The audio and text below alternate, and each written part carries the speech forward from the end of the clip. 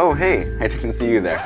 Hey, what's up? So I've been in the new studio space for a couple of months now and I still don't have internet. So today we're gonna fix that, and then I've got a pretty cool product to show you after it's up and running. So let's get into it.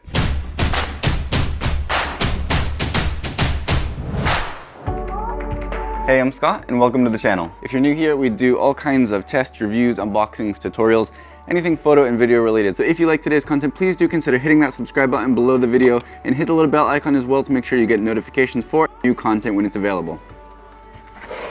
Alright, so that intro took me about 4 hours to record the other day, but we got things up and running. We finally have internet in here, so I'm not in the Stone Ages anymore. And what I'm going to be talking about today is the YoloBox. This is a live streaming all-in-one unit. I'm honestly super new to live streaming, so this is going to be perfect for me because when you look into how to live stream, especially with a quality camera, it can get very complicated very fast and also maybe very expensive with very specialized gear that's necessary in some cases, but this really can do a whole lot all in one unit, and it's going to be very, very easy to use. You can stream with multiple cameras, you can do live switching, you can do picture-in-picture, you can overlay pictures and video live right in here. You can have a dedicated input for audio if you want to do that. It's a touchscreen monitor so you can see all of what you're doing and a whole lot more. So today what we're going to do is we're going to get this out of the box. We're going to show you what's included in here and just how it works physically speaking, and then we're actually going to get this set up and do a live stream here in this video so that way I can show you as a first time user just how easy this is going to be to get up and going and all the different ways that you can use this and the different things that it can do in terms of actual live streaming capabilities. So first off, when you open the box, you've got the monitor right here. It's a pretty clean, nice presentation. I've heard from some other people that this is actually pretty tightly in there and it's going to be a little tricky to get out, so give me a second with some video magic here. There we go. So first off, this feels very, very well made. It's got some weight to it, which makes me feel confident in the build. It feels really well made. There's like a rubber on the back, and you got all the ports along the top side. You've got two HDMI ins. You've got a USB HDMI out. You've got Ethernet connections, you've got your audio in as well as Type-C to power this while you're using it or to charge it because there is a built-in battery in here. Looks like a couple speakers on this side. You've got audio out here on the bottom as well as a space for a SIM card and a SD card, the power button as well as a 1/4-20 screw thread for mounting this. And then nothing here on the right side and nothing on the face of it as well because like I said, this is fully touchscreen. And from what I've seen, I haven't actually used this yet, but I did power it on, just kind of check it out very, very quickly, and it seems like it's very, very responsive, and it's very, very easy to use. But we're going to power this up in a minute and actually get things going. So let's put that aside for now, see what else is in the box. You've got your instruction booklet as well as a SIM card eject pin taped in on the back there, so that way you can open up that SIM card slot and get something in there to stream with. I believe it's 4G connection. You can actually stream without any connection whatsoever. You can do this wirelessly, you can do it with the Ethernet cable, and you can also stream with 4G. But for today we're going to stick to, I believe, Wi-Fi. That should work all right. The instructions look pretty easy to follow, but for now we're just going to put that aside. When you lift this up, you've got a bunch of cables here. So we have what looks like a pretty decent length of 2 HDMI cables. So if you don't have HDMI cables already, you do get 2 full-size to full-size HDMI cables included in here. I'll measure them and put the actual length of each of them on screen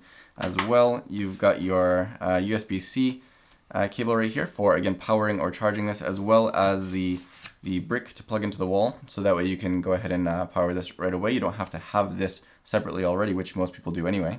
You've also got a little ball head here for mounting it, and it feels like a pretty decent ball head, so you can go ahead and mount this on top of your cold shoe, or it has a screw thread in the bottom there, so that way you can mount this on top of a light stand using the ball head as well and screw that right into the bottom of the monitor.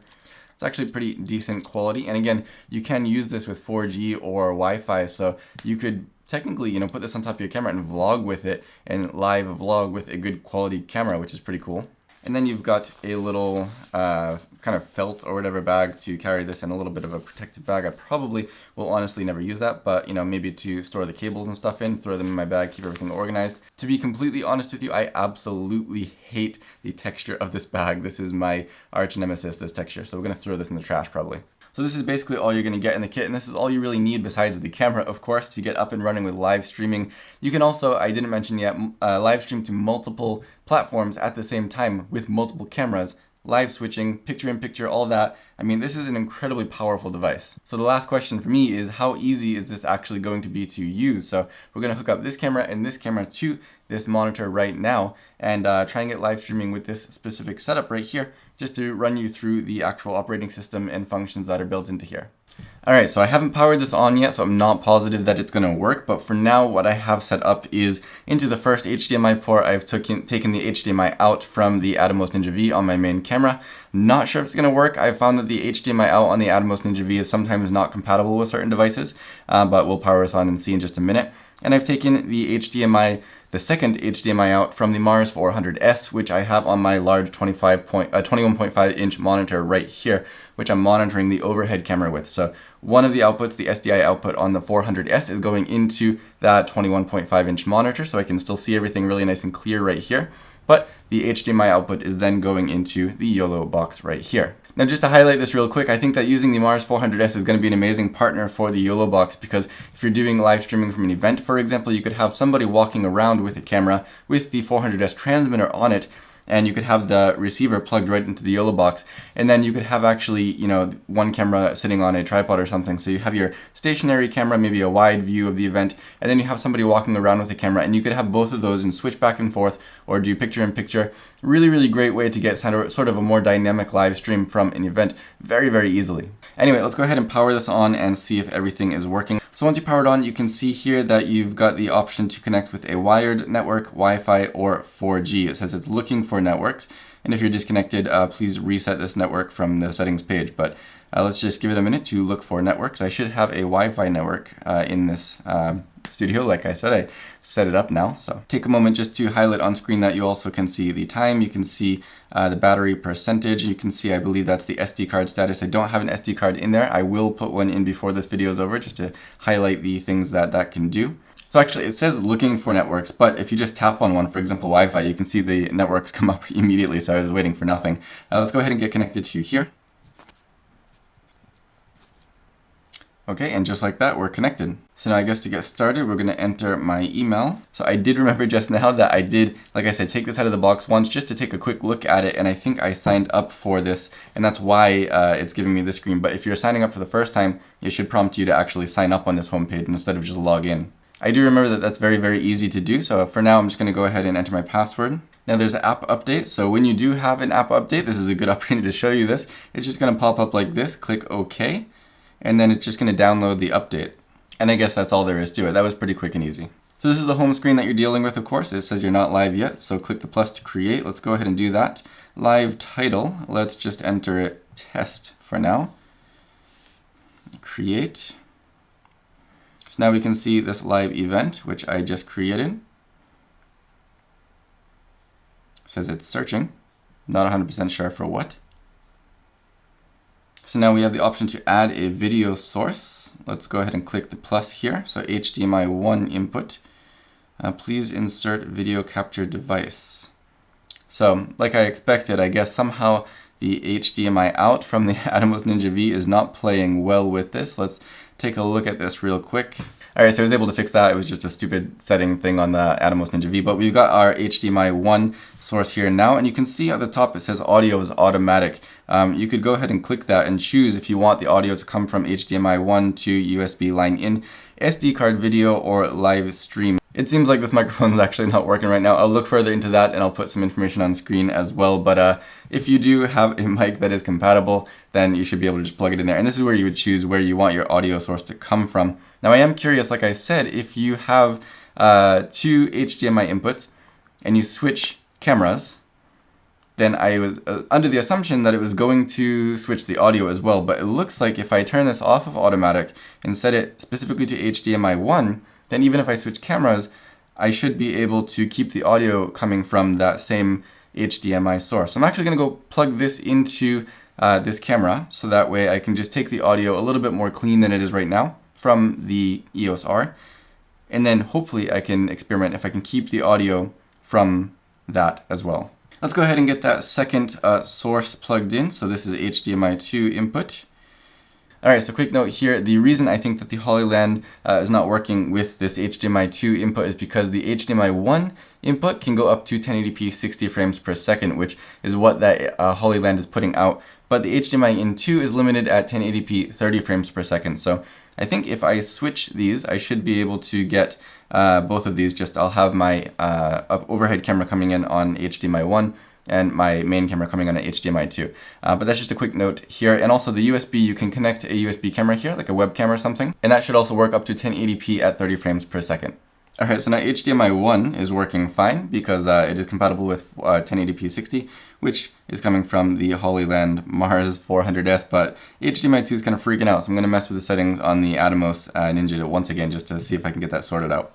Alright, so problem solving here. I think the issue is with the signal that's coming out from the Atomos Ninja V, so we are going to quickly stop recording on the Ninja V and just record straight into the camera and see if the HDMI out from the camera itself works any better with this than it is right now. Let's try that again.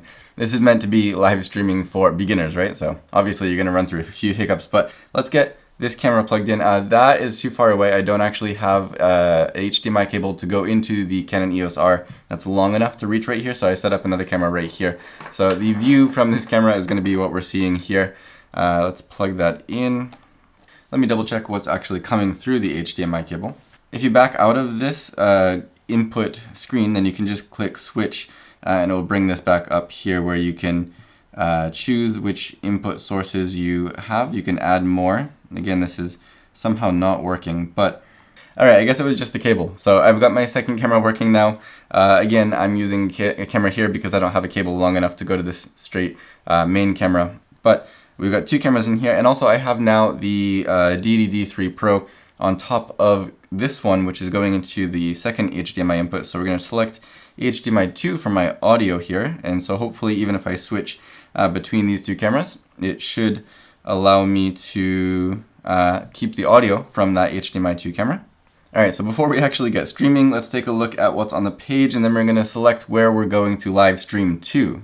The first thing to point out is that you can choose the resolution of your stream right here by selecting just that where it said 720p. You can choose 540p or 1080p. We're going to go for 1080p right now. And then you could also go through your switch. Like I said, this will bring back up where you can select your inputs. You can switch between them. We've got picture-in-picture and stuff. We'll check that out as we're live streaming. You've got your volume, HDMI loop through, and record, which we already looked at. And then the last one is for your watermark. So before I get this, I'm actually going to put an SD card into here, which I've put a couple of things on.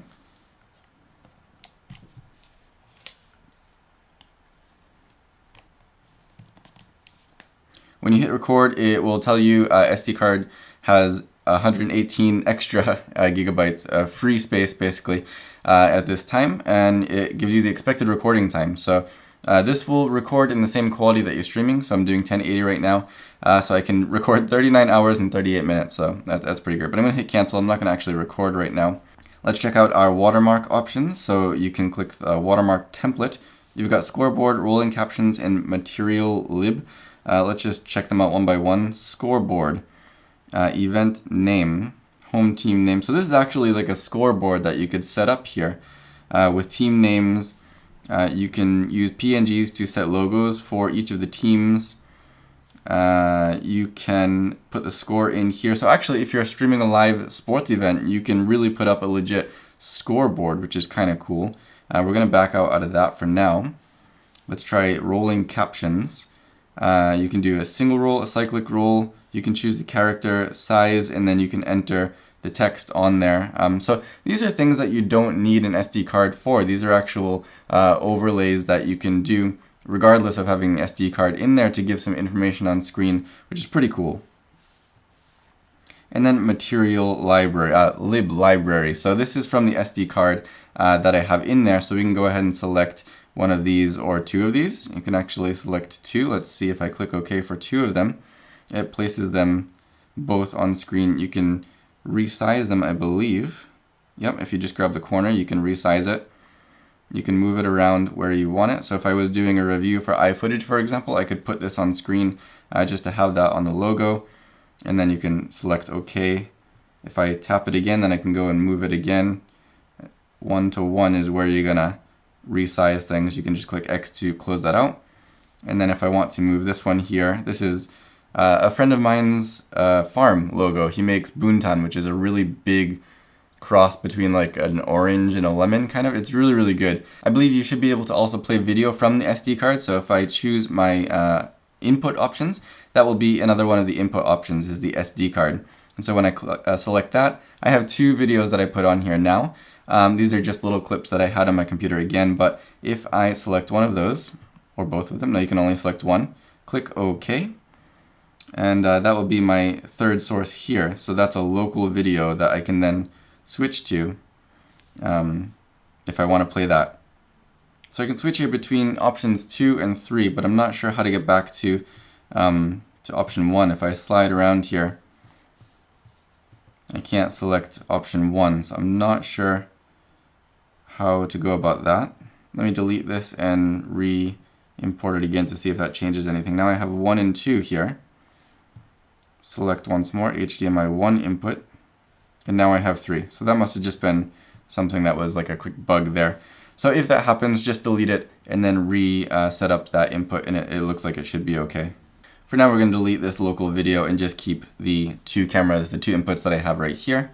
So just to recap, the problems that I've had up till here were not really to do with this. Just keep in mind that HDMI 2 has a max of 1080 30 frames per second input. So if you're inputting something that is a higher frame rate, for example, like I originally was, the output from the HoloLens 400S, that's going to be best going into HDMI 1, which can max out at 1080p 60 frames per second.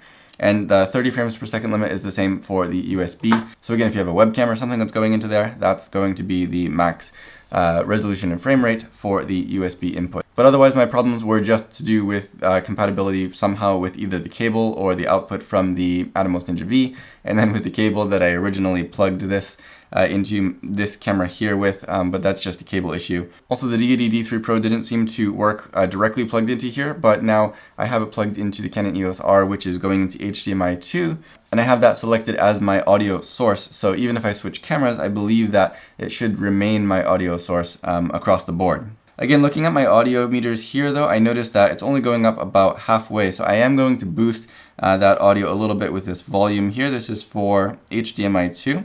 Let's boost it up till, let's say, 200%. Check, check, check, check, check. Nope. Just leave that, whatever.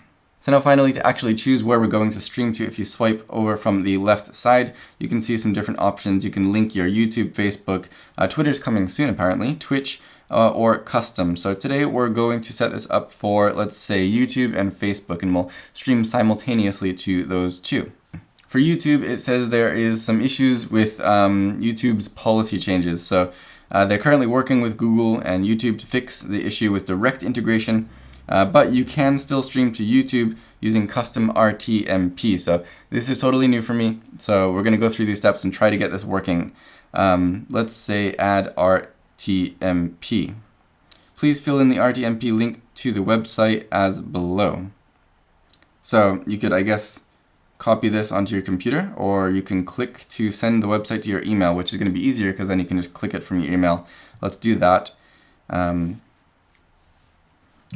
It says they've sent an email. Let's check that out on my computer. So I've got the email here, and let's see, you are using custom RTMP. Please click to add streaming code. Please type in server URL and stream key. Did my battery just die? That's what we got the cable for. I think it actually just went to sleep. It didn't really die, but yeah, anyway, it just fell asleep again. So if it falls asleep, just push the power button and that will wake it back up. Now my computer died. I'll be back. So actually, YOLO Live has a really good step-by-step tutorial how to go through this process on their YouTube. So I'll put a link to that in the video description, so you go ahead and check that out yourself instead of me doing it in this video. Just in case anything changes in the future, I'm sure that they'll have a link there as well when things change. So that'll be a better way to do things. So once you get that set up, this custom thing down here, just switch that on and it says ready. That is your YouTube connection. Then you can go ahead and let's do Facebook as well.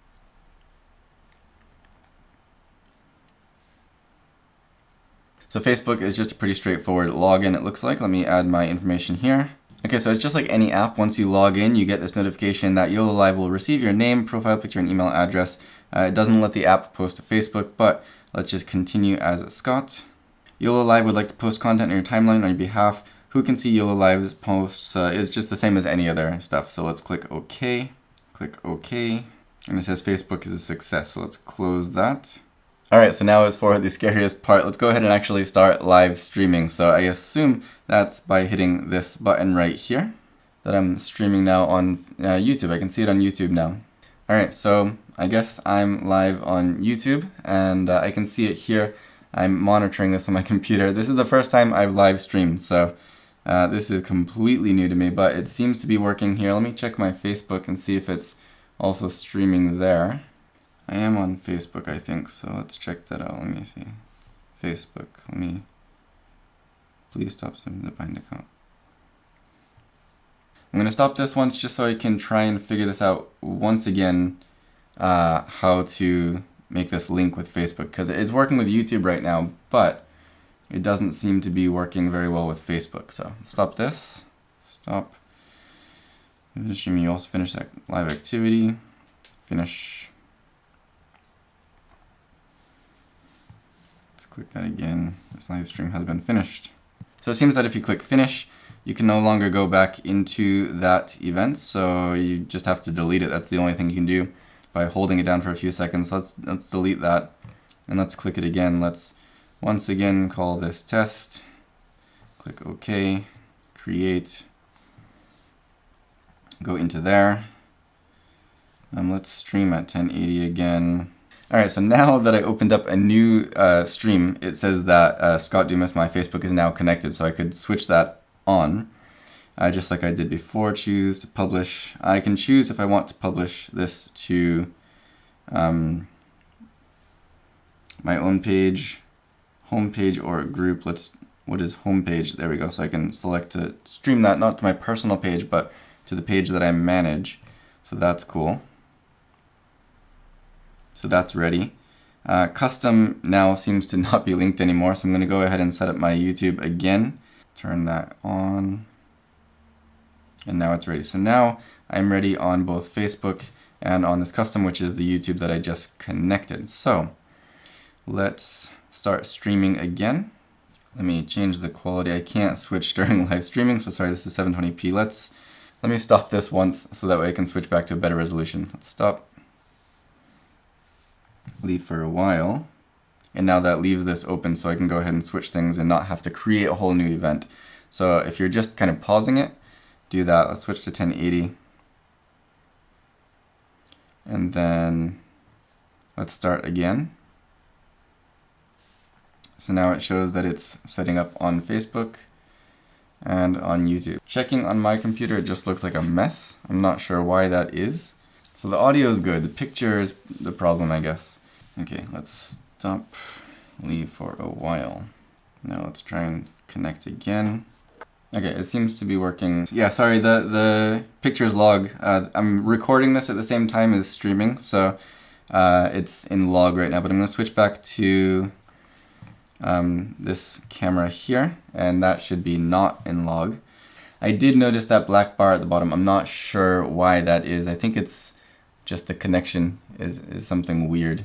We can do picture in picture. So if I want to choose my main picture, let's say the overhead, and then I'll choose my secondary picture, and let's apply that. Now I can resize or reposition my second picture there. Let's make it a little bit smaller. There we go. And now I have picture in picture, which is kind of cool. So if I did want to demo something, but also talk to the camera at the same time, I could then do that with picture in picture, which is pretty cool. And that was really, really easy to set up. You can also have rolling captions where you can enter some text into this. Let's just do this really quick. Hi, how are you? Not how are oh. How are you? Hi, how are you? Let's go back and put a space in there. Space. Click done, and then you can do a single roll. You can keep it repeating. You can make the text larger. Let's keep it as large as we can because that's a short message. And click continue. And is that scrolling now? So it scrolls across. So I can send a message there if I wanted to. Again, I know that this is what I'm looking at right now is a little bit delayed, so forgive awkward pauses as it's delayed. You can position them anywhere on screen. So if I wanted to put that down towards the bottom, I could do that. And now it's scrolling down the bottom of the screen. Here, I would like on the YOLO Live, I wish that if I tapped on screen that this overlay would disappear.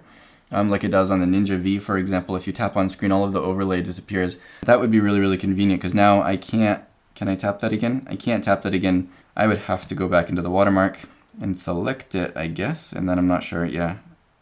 Now that it's selected, okay, I can move it. So going through things like the watermark that you can put on screen, the scrolling text, the largest size for that text is still a bit small, and although you can reposition things, you can't tap on screen to make these overlays disappear, the actual YOLO Live overlays. I would really like if you could tap on screen, the same as like with the Ninja V, to be able to just hide these overlays for a second and then tap it again to bring them back up. That would just make it a little bit easier to see your full screen here when you're actually monitoring it on the YOLO Live as you're streaming. You can select local video like I showed you before, and then in the audio list you can choose to have your audio playing from that SD card video, or you can talk over it just by selecting the audio that you've been using. Like I'm using HDMI 2 right now for my main audio. But I was using it just now, and people said that the SD card video audio is really, really loud. And they do have volume down here. You can go ahead and select your volume for different things for the line, both your HDMIs and your USB, but you can't adjust the volume for the video on the SD card, it seems. So that is something that I think that should be added, especially because it appears that normal volume audio from the SD card comes in at a pretty loud level when you're actually using it as the audio as you play something back on here.